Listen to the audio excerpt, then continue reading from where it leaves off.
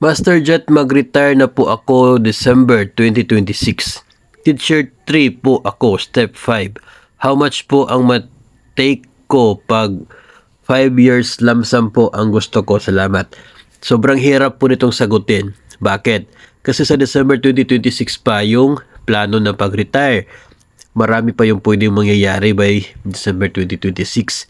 Pwede pang tataas ng sobra yung sahod.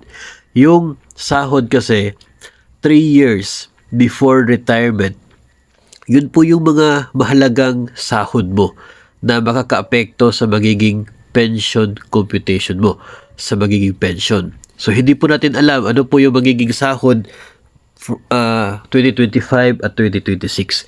Kaya hindi pa po natin masasagot yan kung magkano yung kukuhain mong lump sum. Kapag gusto mong lump sum yung pipiliin mo kapag mag-retire ka na. Tandaan po ninyo na yung sahod ninyo 3 years back, no? Average ng sahod ninyo for the last 3 years bago kayo nag-retire. Yun po yung may mahalagang bagay, factor sa pag-compute ng inyong pong pension.